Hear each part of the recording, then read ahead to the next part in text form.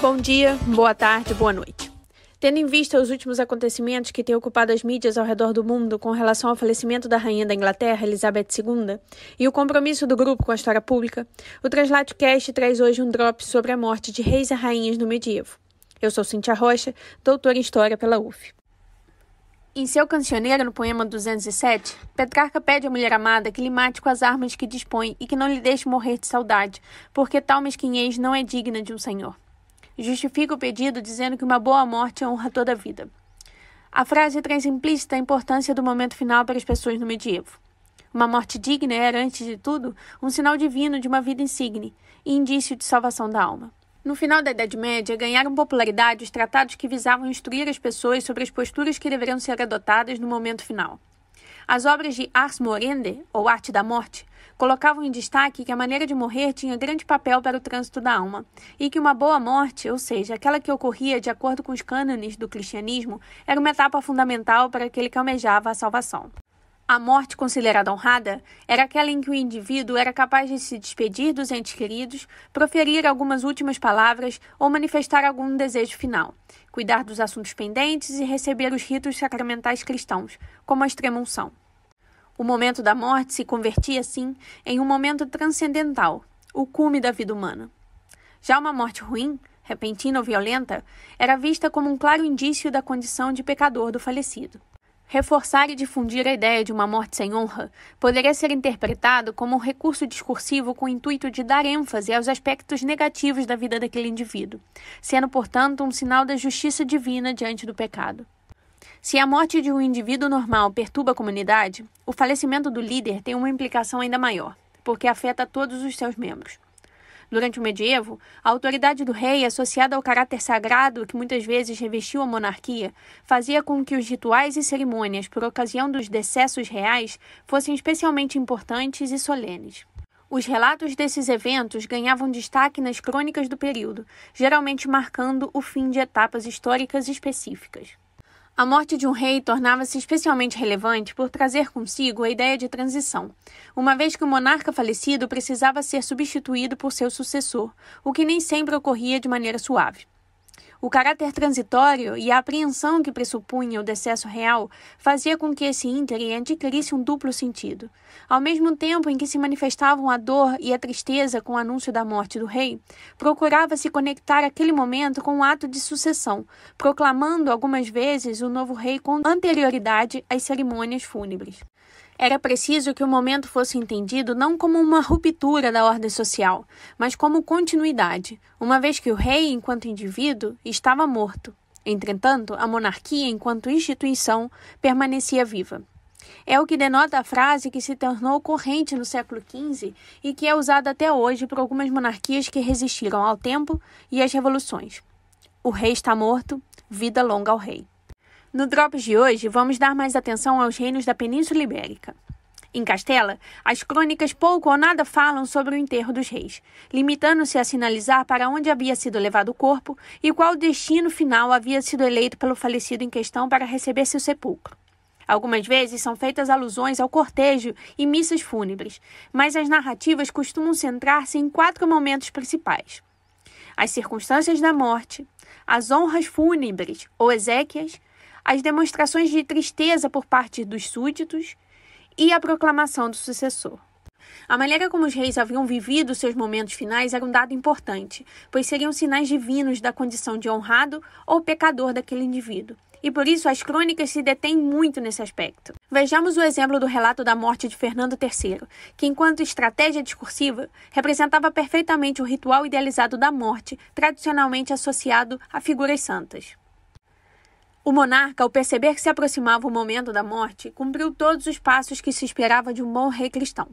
Recebeu a comunhão, se despiu de suas vestes, solicitou a presença da mulher e dos filhos a quem abençoou, pediu uma vela, restituiu a Deus o reino que dele havia recebido e lhe entregou a alma.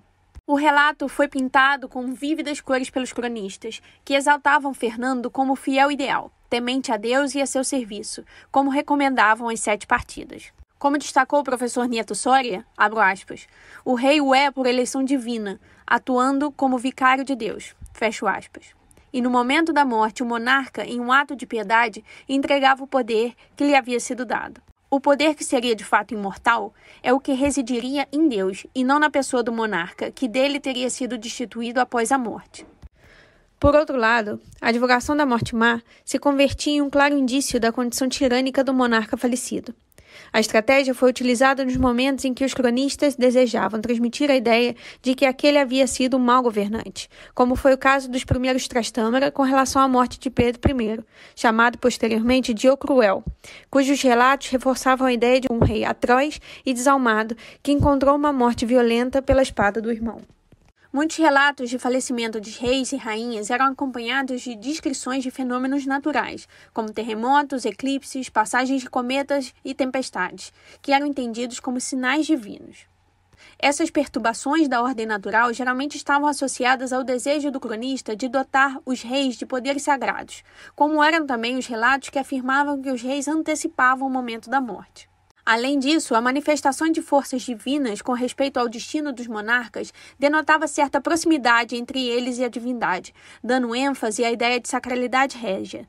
Dependendo do tom da descrição, esses fenômenos poderiam indicar uma boa relação daquele monarca com um plano superior e inspirar esperança, ou ser a indicação de uma condição de tirano, inspirando temor.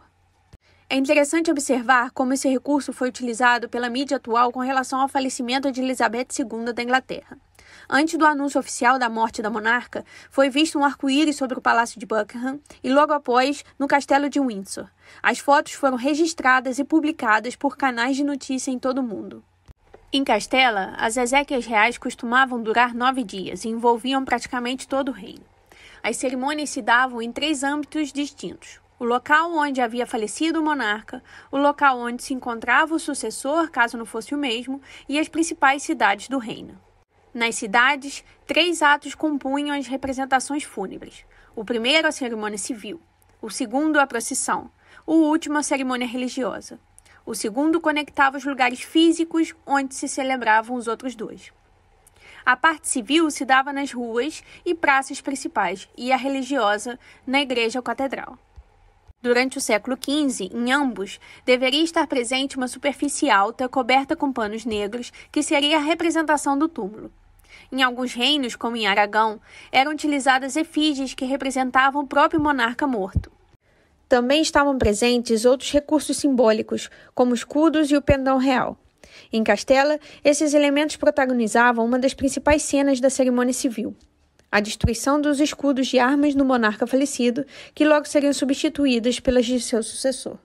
O túmulo era um elemento primordial de memória, recurso fundamental em se tratando de uma monarquia hereditária. Destinava-se a perpetuar a lembrança daqueles que tiveram poder no passado, como uma forma de legitimar a existência do mesmo poder no presente. Enquanto os pendões e símbolos do rei em questão eram destruídos para ceder passo aos novos elementos de representação, o sepulcro vinha ocupar-lhe o lugar, como um item permanente e inalterável. Era um símbolo da permanência do poder que foi transmitido aos seus sucessores. Nas palavras de José Matoso, abro aspas, o túmulo é como que um sinal de passagem, no sentido antropológico do termo, ou seja, o testemunho de que o poder do rei, petrificado na estátua do jacente, fora transmitido ao seu sucessor. Por outro lado, a imobilidade da figura não pretende apenas significar a morte do rei que ela representa, mas também a sacralidade estática e inalterável do poder que ele exerceu. Os túmulos dos reis afirmam, portanto, na sua linguagem muda, mas eloquente, que o poder que dá consistência à comunidade, ao reino, é tão firme como as estátuas de pedra, e tão inabalável que teve sempre sucessores que o transmitiram intactos, uns aos outros, numa cadeia ininterrupta. Fecho aspas. A memória funerária, por meio de sepulcros, capelas e panteões, reunia em si um complexo conjunto de elementos de caráter cerimonial, iconográfico e simbólico. Além disso, por estar em recintos religiosos e por agregarem diversos recursos associados à simbologia cristã, reforçava a ideia de sacralidade régia. Nesse sentido, esses locais ofereciam possibilidades máximas de atender à dupla necessidade representativa da monarquia, de índole religiosa e política. Bom, pessoal, é isso. Muito obrigada a todos que escutaram até aqui. Vocês encontram uma recomendação de bibliografia na descrição desse Drops, do TranslatioCast, e até a próxima.